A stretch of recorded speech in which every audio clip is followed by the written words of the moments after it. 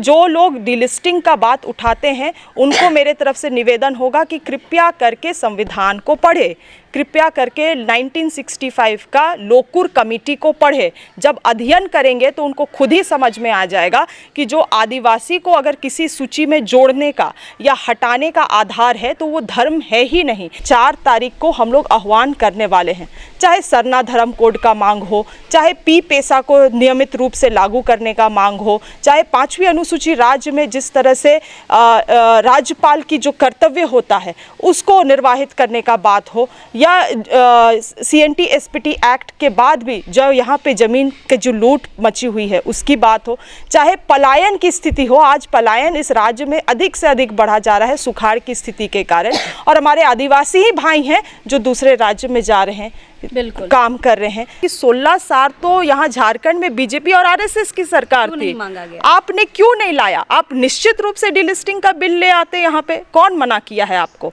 तो ये जब आप सत्ता में थे तो इन चीज़ों को किए नहीं। आज आप हमारे सरकार है तो हमें यहाँ झारखंड में इस तरह का आप सिचुएशन क्रिएट कर रहे हैं, तो ये वोट पोलराइजेशन और अपना जो मुद्दा है, अपना जो ये है उसको केवल यहाँ पे लोगों को दिग्भ्रमित करने की कोशिश नहीं है तो क्या है? आप बोलते हैं कि जिस तरह से सरना धर्म कोड को लागू किया गया सत्र बुला के, तो उसी तरह से इस डिलिस्टिंग की बिल को लाया जाए। तो मैं तो पहला चीज़ उनको कहूँगी कि सरना धर्म कोड को यहाँ से लागू किया जाए। तो अब आप केंद्र सरकार में बीजेपी RSS की सरकार है तो उन लोगों को कहा जाए कि सरना धर्म कोड वहाँ से पहले पारित कर दे। सभी धर्म के लोग जो एक आदिवासियत के छतरी के नीचे आते हैं वो सभी हमारे साथ जुड़े हुए हैं, मगर RSS के लोग हैं, कुछ भाड़े के टट्टू हैं जो इसको एक तरीके से रंग देने का काम कर रहे हैं कि ये ईसाइयों का ये है।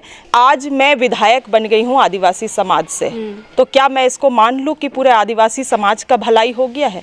नहीं। मैं एक वेसल जरूर हो सकती हूँ, मैं एक माध्यम जरूर हो सकती हूँ अपने समाज के लिए, मगर समाज को अगर न्याय दिलाना है तो जो संवैधानिक रूप से हम लोगों को आदिवासियों को जो संरक्षक दिया गया है संविधान में, उन चीज़ों को लागू करने की ज़रूरत है। बंधु जी को बहुत सारे आलोचनाओं का सामना करना पड़ा अपने जीवन भर में, और आज भी उनको इस रैली के लिए आलोचना का सामना करना पड़ रहा है, मगर मैं गर्व करती हूँ कि एक आदिवासी नेता में हिम्मत है कि वो सभी जनजाति को, इस राज्य के जनजातियों को एक नाव में लाने का काम कर रहे हैं। झारखंड की वर्तमान राजनीति जो है वो बिल्कुल उथल पुथल सी चल रही है। एक और जैसा आप जानते हैं कि ईडी ने अपनी दबिश लगातार मुख्यमंत्री हेमंत सोरेन पर बना कर रखी है, वहीं दूसरी ओर बीजेपी और RSS के जो पोषित संगठन है, आपको पता है मैं नाम नहीं लेना चाहूँगी, उन संगठनों ने डिलिस्टिंग का बीज बो दिया है। लेकिन उन सब के बीच एक ऐसा परिवार है जो लगातार आदिवासी एकता की बात कर रहा है, आदिवासियों को संगठित करने की बात कर रहा है। हम बात कर रहे हैं बंधु दा की। फिलहाल एक साक्षात्कार हमने बंधु दा से की थी, लेकिन आज हम उनकी बेटी यानी कि मांडर की विधायक शिल्पी नेहा तिर्की से बातचीत करेंगे, क्योंकि पूरा परिवार जो है आज इस मुश्किल समय में ही, इस विकट परिस्थिति में भी आदिवासी एकता की बात कर रहा है, आदिवासियों को मिलाने की बात कर रहा है। फिलहाल आपको पता है कि 4 फरवरी को आदिवासी एकता रैली होना है और इसको लेकर जो तैयारियां हैं वो भी आखिरी चरम पर पहुंच गई है। फिलहाल मैडम से बातचीत करेंगे कि मैडम, झारखंड की राजनीति जो अभी उथल पुथल चल रही है, इस विकट परिस्थिति में भी आप लोग जो हैं लगातार आदिवासियों को मिलाने की बात कर रहे हैं, एकता दिखाने की बात कर रहे हैं, संगठित करने की बात कर रहे हैं। क्या लगता है 4 फरवरी की जो रैली है, जो झारखंड की राजनीति है, उसमें क्या बदलाव ला पाएगी? देखिए, झारखंड का राजनीति हमेशा से इस तरह का रहा है कि राजनीतिक उथल पुथल और इंस्टेबिलिटी के कारण यहाँ के जो आदिवासी मूलवासी है उनका जो भला होना था वो कभी हो नहीं पाया। लगातार सरकार बनती है बिगड़ती है, बनती है बिगड़ती है। यहाँ पे 6-6 महीने के 7-7 महीने के सरकार रहे हैं। जब सरकार में इतना इंस्टेबिलिटी आता है तो सरकार का उद्देश्य कितना भी नेक हो उसको पूरा करना असंभव है। और आज भी हेमंत सरकार की जो स्थिति है वही दर्शाता है। लगातार हेमंत जी भी यहाँ के लोगों के लिए राज्य को संभालने का काम कर रहे हैं, अबुआ आवास जैसे योजनाओं को धरातल में उतारने का काम कर रहे हैं, यहाँ पे परीक्षाएं लेने की काम कर रहे हैं, मगर कहीं ना कहीं बाहरी जो तत्व हैं लगातार इस शासन को अस्थिर करने की प्रयास में है और जिसका खामियाजा आम जनता भुगत रही है। इसी का खामियाजा आदिवासी समाज को तो आप जब भी देख लीजिए, जब भी इस तरह का पॉलिटिकल इंस्टेबिलिटी का सिचुएशन आया है, सबसे ज़्यादा अगर कोई समाज विपरीत तरीके से प्रभावित हुआ है तो वो आदिवासी समाज है। और आज भी इसका खामियाजा आदिवासी समाज को भुगतना पड़ रहा है बहुत सारी चीज़ों में। जो उनके मेन मुद्दे हैं उन पे आज कोई चर्चा ही नहीं हो रहा है।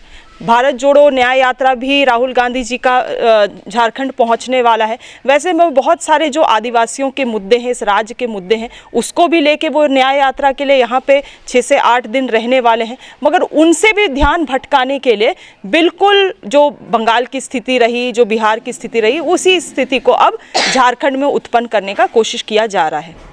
तो ये 4 तारीख की जो रैली है मैडम, आदिवासी एकता रैली, क्या प्रभाव डालेगी भी वर्तमान राजनीति में? देखिए, मुझे तो लगता है कहीं ना कहीं इस रैली को हम लोगों को बहुत पहले करना चाहिए था। नाम ही कहता है आदिवासी एकता महारैली। आदिवासियों की जो मुद्दे हैं, जो समस्याएं हैं इस राज्य में या चाहे अन्य राज्य में भी हो, आज उससे लगातार लोगों का जो नज़र है उसको दिग्भ्रमित किया जा रहा है। आप ऐसे ऐसे मुद्दे हैं जिस पे चर्चा नहीं हो रही है। जब हम विकसित भारत की कल्पना कर रहे हैं तो विकसित भारत में आदिवासियों का क्या भूमिका रहेगा उस पे भी हम लोगों को चर्चा करना चाहिए, क्योंकि जब जब विकास का धारा बहा है, जब जब विकास का दौर चला है, तो सबसे नकारात्मक रूप से अगर कोई प्रभावित हुए हैं, विस्थापित हुए हैं, तो वो आदिवासी समाज है। उदाहरण स्वरूप आप पूर्वी सिंहभूम को देख लीजिए। 1907 में वहाँ पे टाटा स्टील प्लांट का स्थापना किया गया। उस वक़्त वहाँ पे 90% से अधिक आदिवासी की जनसंख्या थी। आज के डेट में जमशेदपुर नाम से उसको जगह को जाना जाता है, 5% से कम वहाँ पे आदिवासियों की जनसंख्या है। तो इस विकास के दौर में जहाँ पे मोदी जी लगातार कहते हैं कि $300 ट्रिलियन का हम अपना इकोनॉमी बनाना चाहते हैं, वैसे अर्थव्यवस्था में आदिवासी का क्या जगह होगा? क्या हम केवल विस्थापित होंगे, एक राज्य से दूसरे राज्य हम लोगों को भेज दिया जाएगा? उसी तरह से हमारे आदिवासी झारखंड के लोग जो असम गए, जब बीजेपी की सरकार असम में आने वाली थी तो उन आदिवासियों को वादा किया गया था कि आपको आदिवासी का दर्जा दिया जाएगा उस राज्य में, मगर आज तक उसमें कोई पहल नहीं हुआ। तो केवल इस राज्य की समस्याएं नहीं, पूरे आदिवासी, पूरे देश भर के आदिवासियों का समस्याओं को इस पटल में 4 तारीख को हम लोग आह्वान करने वाले हैं। चाहे सरना धर्म कोड का मांग हो, चाहे पी पेसा को नियमित रूप से लागू करने का मांग हो, चाहे 5वीं अनुसूची राज्य में जिस तरह से राज्यपाल की जो कर्तव्य होता है उसको निर्वाहित करने का बात हो, या CNT SPT एक्ट के बाद भी जो यहाँ पे ज़मीन के जो लूट मची हुई है उसकी बात हो, चाहे पलायन की स्थिति हो। आज पलायन इस राज्य में अधिक से अधिक बढ़ा जा रहा है सुखाड़ की स्थिति के कारण, और हमारे आदिवासी ही भाई हैं जो दूसरे राज्य में जा रहे हैं, काम कर रहे हैं। ऐसे आदिवासी के मुद्दों पे क्यों चर्चा नहीं हो रही है? 10 साल में जो मोदी सरकार का शासन रहा उसमें आप मुझे एक नीति बता दीजिए जो आदिवासियों के हित में बनाई गई है, एक भी नीति। हमारी UPA की जब सरकार थी तो निश्चित रूप से पी पेसा जैसे चीज़ों को लाया गया, लैंड रिहैबिलिटेशन चीज़ों को भी लाया गया, लैंड एक्विजिशन और रिहैबिलिटेशन एक्ट जैसे चीज़ों को लाया गया, मगर इनकी सरकार में पिछले 10 साल में आदिवासियों के लिए एक भी नीति नहीं बनाई गई है। आप एक समाज से एक ये बड़ी उपलब्धि ये बताते हैं कि हम क्या किए उस पर मतलब नहीं है, लेकिन उन्होंने एक आदिवासी राष्ट्रपति दिया है। सुनीता जी, आज मैं विधायक बन गई हूँ आदिवासी समाज से, तो क्या मैं इसको मान लूँ कि पूरे आदिवासी समाज का भलाई हो गया है? नहीं। मैं एक वेसल ज़रूर हो सकती हूँ, मैं एक माध्यम ज़रूर हो सकती हूँ अपने समाज के लिए, मगर समाज को अगर न्याय दिलाना है तो जो संवैधानिक रूप से हम लोगों को, आदिवासियों को जो संरक्षक दिया गया है संविधान में, उन चीज़ों को लागू करने की ज़रूरत है। मगर आज तो इस राज्य में 16 साल से अधिक बीजेपी की शासन रही, क्यों नहीं इन चीज़ों को यहाँ पे लाया गया? इतने धोखा हुआ है हमारे समाज के साथ, और क्योंकि हमारे लोग सीधे सरल होते हैं, बहुत चीज़ों को, अपने अधिकारों को नहीं समझते हैं। लगातार राज्य बनने के बाद जब से बीजेपी की शासन रही इस सरकार में, आदिवासियों के साथ केवल और केवल धोखा हुआ है। उसका सबसे बड़ा आपका उदाहरण है आपका झारखंड पंचायती राज अधिनियम। जब इस राज्य में राज्य बनते साथ पी पेशा का नियमावली को लागू करना चाहिए था, हूबहू 1996 का, उसको लागू नहीं करते हुए यहाँ पे झारखंड पंचायती अधिनियम बना दिया गया। आज अगर हमारे समाज से केवल एक मुखिया आदिवासी चुन के आ जा रहा है, उतने ही में आदिवासी समाज खुश है। मगर जो पी पेशा में आपको जो अधिकार दिए गए हैं आदिवासियों को, वो तो आज तक लागू हो ही नहीं पाया, और यही कारण है। 4 तारीख को बहुत सारे मुद्दों पे बातचीत होगी, लेकिन मैडम एक सवाल जो उभर कर हमेशा सामने आ रहा है कि ये जो रैली है 4 तारीख की, जो विपक्षी है उनका कहना है, और जो बीजेपी और आरएसएस के जो पोषित संगठन है उनका कहना है कि इस मिशनरियों की रैली है, ईसाइयों की रैली है। पिछले साल जो 24 दिसंबर को जो रैली हुआ था डिलिस्टिंग को लेकर, उसके मतलब विरोध में यह रैली है। ये उनका एलिगेशन है, ये उनका कहना है कि ये बस डिलिस्टिंग के विरोध में रैली है, कोई एकता वेकता की बात नहीं होने वाली है। सुनीता जी, मैं आपको थोड़े समय में पीछे ले जाना चाहूँगी। झारखंड बहुत मुश्किल से बना है ये राज्य। जब इस राज्य का गठन के बारे में मांग उठता था, तब वहाँ पे लोग, बाहरी लोग, बाहर राज्य के लोग, दिल्ली में लोग इस बात को फैलाते थे, भ्रम फैलाते थे कि ये मिशनरियों का मांग है, ये ईसाइयों का मांग है कि अलग राज्य बने। जब और कहा जाता था कि अगर अलग राज्य बनेगा तो केवल ईसाइयों को लाभ होगा, क्योंकि बहुत जो आगे से जो लोग जो नेतृत्व कर रहे थे, कहीं ना कहीं वो ईसाई थे, ईसाई आदिवासी थे, तो उन लोगों पे ये इल्ज़ाम लगाया जाता था। आज हमारे पूरे पूर्वजों ने, बहुत सारे लोगों ने अपने छाती में गोली खा खा के इस राज्य को अलग करने का काम किया है। और आज ये राज्य अलग हुआ तो क्या केवल आदिवासी ईसाई को लाभ हुआ, या केवल आदिवासी को लाभ हुआ? लाभ, अगर थोड़ा भी लाभ मिला तो आदिवासी मूलवासी को लाभ मिला, सभी लोगों को, सभी जाति धर्म के लोगों को लाभ मिला, जो छोटा सा जो लाभ हुआ इस राज्य को। मगर इस तरह से दिग्भ्रमित किया जाता था। और आज भी जहां आदिवासी एकता महारैली है, जहां लाखों हज़ारों सरना भाई भी हमसे जुड़े हुए हैं इस रैली में, और जहां पे ईसाई लोग भी जुड़े हुए हैं, जहां पे वैसे आदिवासी हिंदू भी जुड़े हुए हैं हमारे साथ, सभी धर्म के लोग जो एक आदिवासियत के छतरी के नीचे आते हैं, वो सभी हमारे साथ जुड़े हुए हैं। मगर आरएसएस के लोग हैं, कुछ भाड़े के टट्टू हैं, जो इसको एक तरीके से रंग देने का काम कर रहे हैं कि ये ईसाइयों का ये है। आज अगर बताइए, इस राज्य के लोगों को बांटा जाएगा, जो 27% अगर आदिवासी जो जनसंख्या है, जिसके कारण इसे आदिवासी राज्य का दर्जा मिलता है, इस 27% में कौन है? वो 32 जनजाति हैं। बिल्कुल। उरांव जनजाति से केवल तो 27% नहीं बनता है, ना मुंडा जनजाति से। तो फिर हम उस जो ऐसे भी जो आंकड़ा घटते जा रहा है, उसको और घटाने की तरफ अगर बढ़ रहे हैं कुछ लोग, तो केवल और केवल ये बीजेपी की एजेंडा है। क्योंकि मैं आपको बतलाना चाहूँगी, जो शुरू में मैं बात कर रही थी कि आज अगर विकास का दौर में हम लोगों को सबसे बड़ा सवाल पूछने का ज़रूरत है कि इसमें आदिवासियों की क्या भूमिका होने वाली है। आज मैं आपको बतलाना चाहूँगी, विकास सही है, मगर विकास का एक और भी परिभाषा है, जिसमें पूंजीपतियों की भूख को मिटाने का जो प्रयास रहता है, उसको भी विकास कहा जाता है। और आज आदिवासी सबसे बड़ा रोड़ा बन रहे हैं उस काम में। हसदेव में क्या हुआ?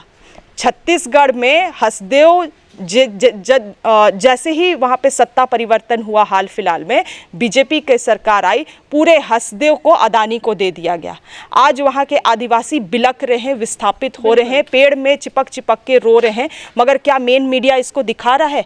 कुछ एक्टिविस्ट हैं, कुछ वहाँ पे समाज सेवक लोग हैं जो जाके उनका मदद कर रहे हैं, मगर आज उनके सुनने वाला कोई नहीं है। और यही हस्र मेरे और आपके साथ होगा अगर आज हम इन सभी झांसे में आरएसएस का आके टूटते हैं। क्योंकि आरएसएस अगर किसी का ये है, अगर रिमोट कंट्रोल है, तो वो भाजपा का रिमोट कंट्रोल है। तो ये आदिवासी को समझने की जरूरत है। एक सवाल है कि जिन्होंने ये इल्ज़ाम लगाया है कि मिशनरियों की रैली है, वो खुद कह रहे हैं कि आदिवासी और हिंदू एक ही हैं, उस पर क्या कहिएगा? पहले तो लोगों को समझने की ज़रूरत है कि धर्म एक चीज़ है और आदिवासियत एक चीज़। संविधान में सभी लोगों को अधिकार है कि आप किसी भी धर्म में जा सकते हैं। हमारे आदिवासी समाज के बहुत लोग हिंदू धर्म में चले गए, बहुत लोग मूल रूप से अभी सरना धर्म में हैं, बहुत लोग ईसाई धर्म में चले गए, कुछ लोग अन्य धर्म में चले गए।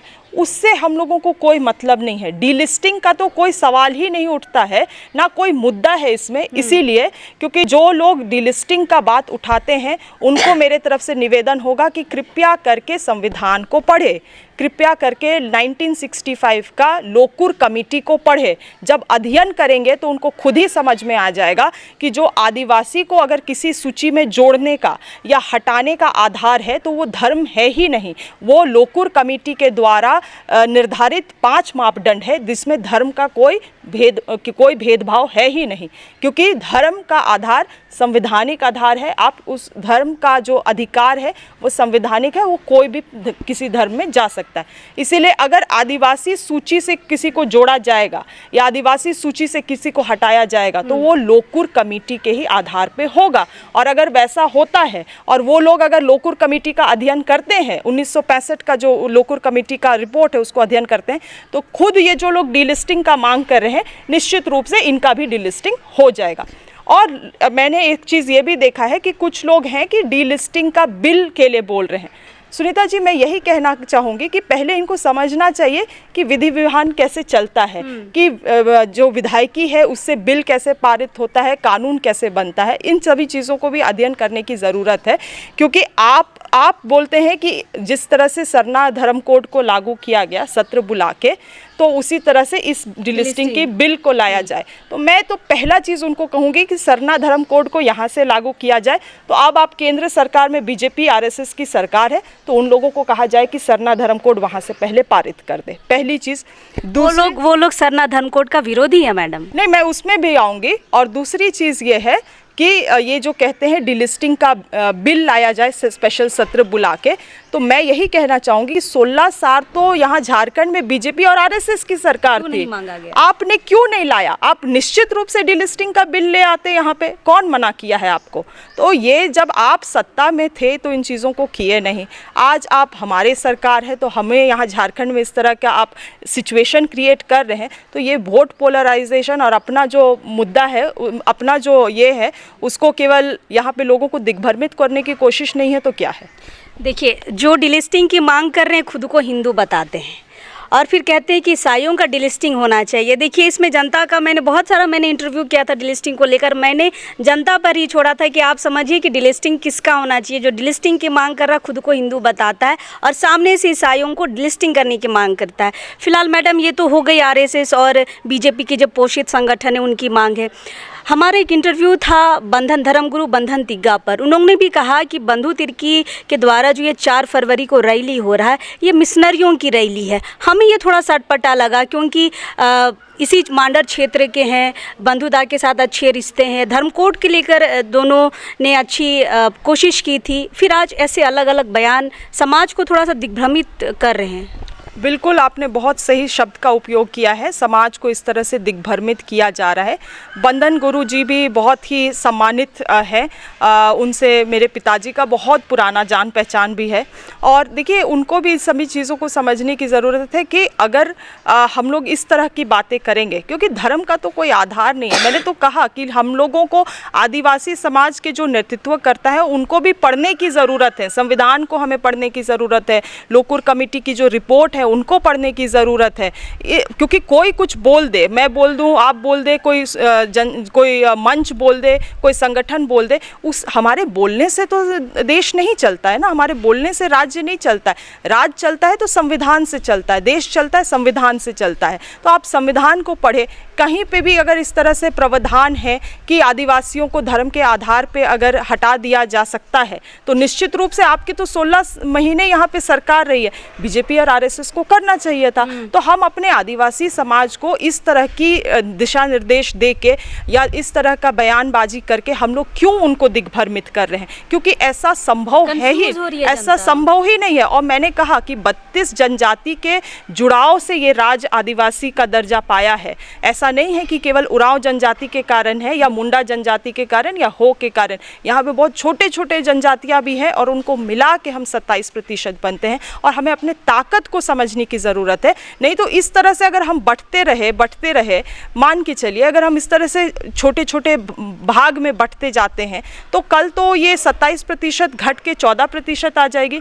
फिर दो उपाय बचेगा, या तो इस राज्य का जो आदिवासी दर्जा है वही हट जाएगा। आदिवासी दर्जा हट जाएगा तो जो प्रावधान, विशेष प्रावधान संविधान में इस राज्य को दिया गया है उसे ही हटा दिया जाएगा। तो ये राज्य फिर आदिवासी राज्य नहीं रहेगा। जिस चीज़ में हम इतना गौरवान्वित होते हैं, बोलते हैं कि मुख्यमंत्री आदिवासी होना चाहिए, हमारा आज मुखिया आदिवासी है, ये आदिवासी है, वो तो कभी होने वाला नहीं रहा।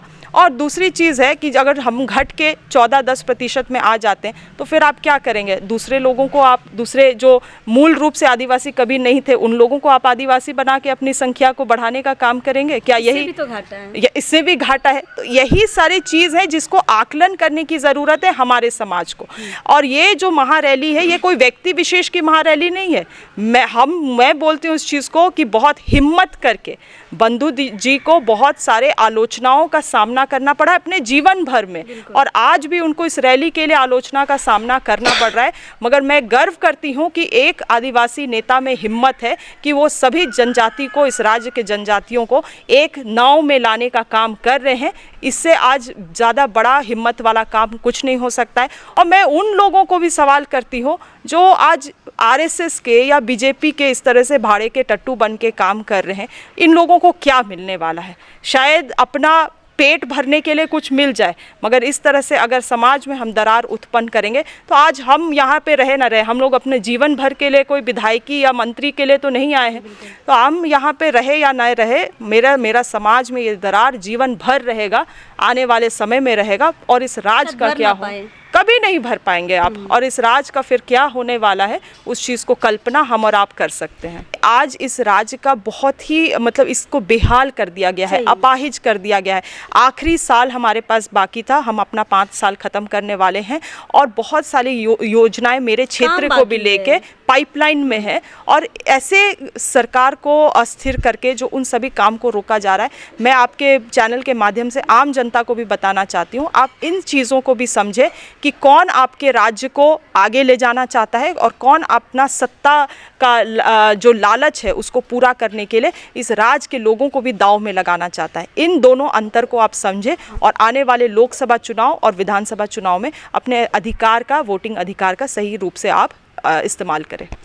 चलिए, फ़िलहाल मैडम को अभी सीएम हाउस भी जाना है, आज फिर से बैठक है, बहुत सारे मुद्दे ऐसे हैं, लेकिन फ़िलहाल हम 4 तारीख को लेकर यहाँ पे बातचीत करने आए थे। मैडम ने बहुत कुछ यहाँ पे जानकारियाँ दी और स्पष्ट कहा है, जैसे बंधुदा ने भी कहा था कि सिर्फ ये मिशनरियों की रैली नहीं है, 32 जनजातियों को मिलाकर ताकत दिखाने की रैली है। और मैडम ने भी सेम वही बात कही है कि यह सिर्फ आदिवासियों की रैली नहीं है, मुद्दों की रैली है। जो भी मुद्दे अभी नहीं सामने आ पाए हैं उस दिन सिर्फ मुद्दों की बात होगी और उस मुद्दों को लेकर हम कैसे आगे बढ़े उस पर बातचीत होगी। फिलहाल अब भी जिनके दिमाग में ये कन्फ्यूज़न है कि यह मिशनरियों की रैली है, तो फिलहाल इस कन्फ्यूज़न को दूर करिए और इस रैली में भाग ज़रूर ले और मुद्दों को समझने के लिए ज़रूर आए।